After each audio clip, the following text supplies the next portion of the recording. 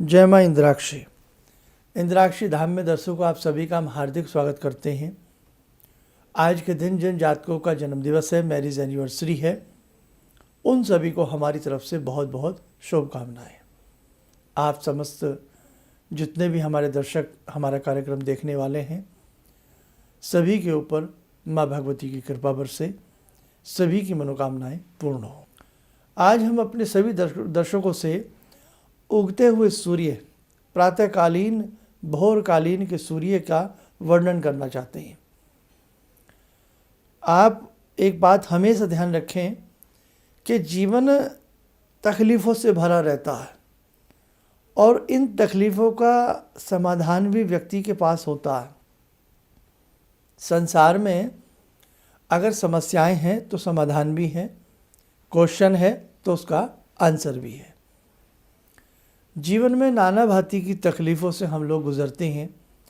कभी शरीर में कष्ट रहता है, कभी मन में कष्ट रहता है, तो कभी नाना भांति की व्याधियाँ, नाना भांति की समस्याएं हमारे जीवन में आती रहती हैं।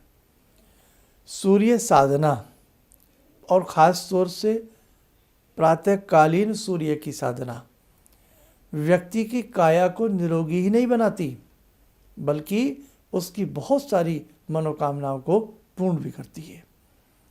गायत्री साधना का विपुल साहित्य, गायत्री साधना का विपुल ब्यौरा हमारे वेदों में भी है, पुराणों में भी है, उप पुराणों में भी है, शास्त्रों में भी उसका जिक्र है,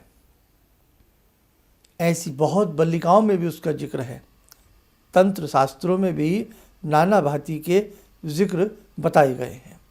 मेरे दर्शकों, प्रातःकालीन उगते हुए सूर्य की साधना अगर कोई व्यक्ति करने लगे, अब आजकल क्या है कि अर्बन सिटीज़ हैं, बड़े बड़ी मीनारें बन गई हैं, कई घर तो इस प्रकार के बन जाते हैं, इस प्रकार के फ्लैट हैं, इस प्रकार की विलास तक हैं कि वहाँ सूर्य के दर्शन नहीं हो पाते। लेकिन आज का जो हमारा ये सब्जेक्ट है, ये केवल तब कार्य करेगा अगर आपको सूर्य देव के दर्शन होते हैं, और वो भी प्रातःकालीन। प्रातःकालीन सूर्य आपके सामने हो, जिस समय सूर्य उगे, कभी आपने उगते हुए सूर्य को तो देखा ही होगा ना, कितने सुंदर लगते हैं कि पहाड़ों की चोटियों से निकलते हुए गरिमा में, गौरव में ताम्रवर्णी सूर्य, कितनी सुंदर उनकी आभा होती है। और जो लोग पहाड़ों में रहते हैं, जो लोग पहाड़ी इलाकों में रहते हैं, उनके किनारे रहते हैं, उनसे पूछिए कितने खूबसूरत लगते हैं जब सूर्य सुबह सुबह नज़र आते हैं। जो लोग समुंदर के किनारे रहते हैं, उनसे पूछिए कि किस प्रकार से सुंदर सूर्य लगते हैं। और जब सूर्य अस्त भी होते हैं तो माना ऐसा लगता है कि समुद्र में अंदर समा रहे हैं। कोणार्क के सूर्य को देखिए, अगर किसी ने दर्शन किए हों, कितने अच्छे लगते हैं सूर्य। वास्तव में सूर्य साधना अद्भुत है और शास्त्रकारों ने भी अद्भुत ज्ञान हमें दिया है। सूर्य को नवग्रहों का राजा, नवग्रहों के मंडल में स्थापित कर दिया, नवग्रहों के राजा को सूर्य, यानी कि ऐसे सूर्य जो वास्तव में जिनका ना आदि है ना अंत है। सूर्य 10 दिन सर्दियों में ना दिखें तो कैसा लगता है।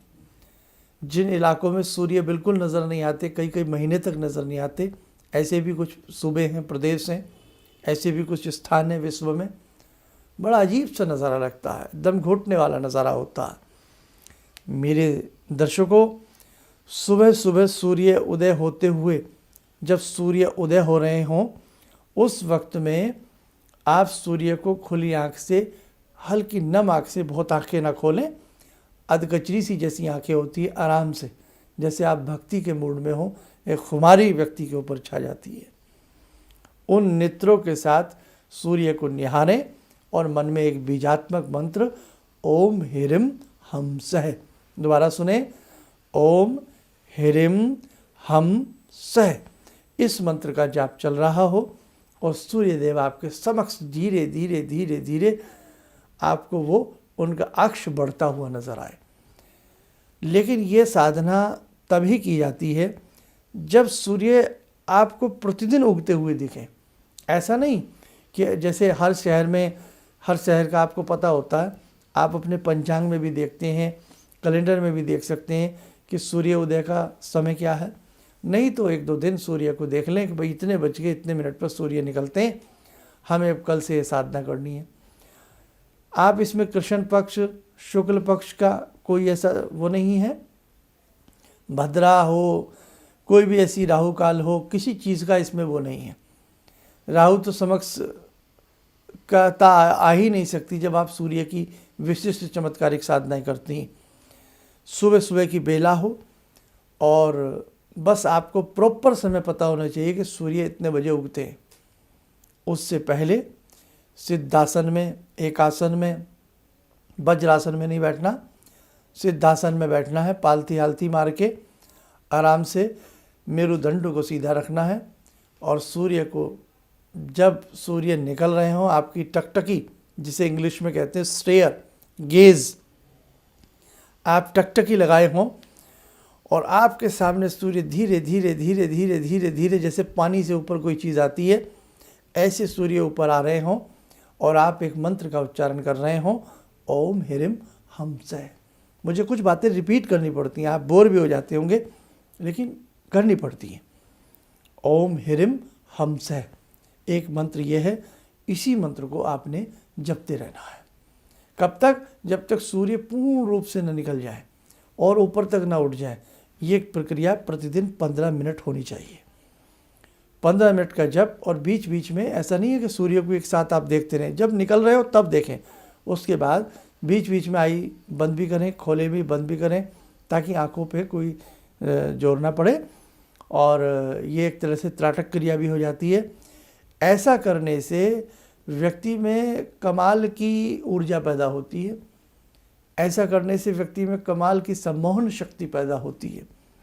ऐसा करने से चेहरे पर दाग धब्बे झाइयाँ दूर हो जाती हैं। ऐसा करने से निस्तेज चेहरा तेजवान बनता है। ऐसा करने से जो कई बार से शब्द सा चेहरा होता है आपका, वो पुलकित हो उठता है।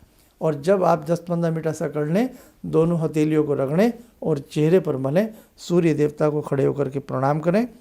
संभव हो सके तो 1 लोटा जल, हल्का सा उसमें मीठा और हल्का सा उसमें सिंदूर या मतलब लाल रंग जो रोली होती है, रोली मिली हुई हो, सूर्य देवता को अर्पण करें। 40 डेज 40 दिन करें और 41वें दिन सूर्य देवता के नाम से गौ माता को जाकर के गुड़ खिलावें। 41 दिन की साधना है यानी कि। और इन बिटवीन जितने भी रविवार आते हैं, यदि उन रविवारों में आप रविवार का व्रत रखें या व्रत नहीं रख सकते तो उस दिन नमक ना लें रविवार के दिन। अद्भुत साधना है ये।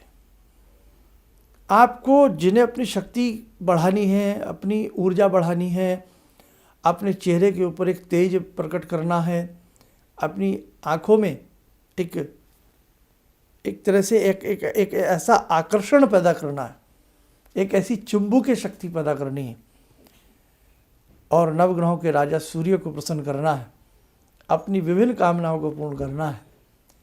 ये साधना करने से शत्रु भी कमज़ोर पड़ जाता है। ये साधना करने से ग्रह भी आपके कुछ नहीं बिगाड़ पाते हैं। बहुत अच्छी साधना है। देखो, आप थकना मत, थोड़ा थोड़ा जो हम कुछ बताएं। अब ये जैसे आज मैंने कहा है तो ज़रूरी नहीं है, आपके पास समय है तो अभी शुरू करें। रुक जाइए, इस साधना को अपने डायरी में नोट कर लीजिए। कई बार हमारे एपिसोड फिर आपको मिलते नहीं हैं, तो आप इस चीज़ को नोट कर लीजिए। शर्मा जी ने ऐसे ऐसे बताया। कभी भी भविष्य में 2 महीने में, 4 महीने में, 6 महीने में, साल में एक बार ज़रूर 41 डेज़ करिएगा। बहुत अच्छा लगेगा आपको। जिनकी आई साइट वीक है उन्हें भी अच्छा लगेगा। बस वो लोग बहुत ज़्यादा सूर्य को निहारे ना, बीच बीच में थोड़ा थोड़ा देखते रहे और आंखें बंद करते रहे। करके देखें आप। आपको ना अच्छा लगे तब आप हमें बताइए। खैर, तो दर्शकों, आज हमने एक अद्भुत साधना आपको बताई। इसे अपने जीवन में अंगीकार करें, उतारें, अच्छा लाभ मिलेगा।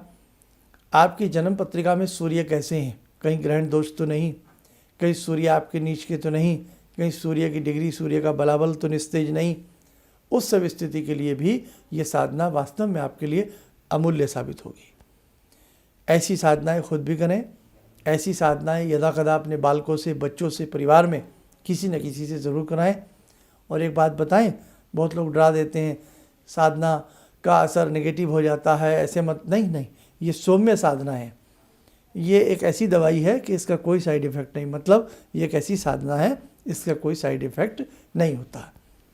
मेरे मन में कुछ बातें जब आती हैं तो मैं अपने दर्शकों से ज़रूर बता देता हूँ।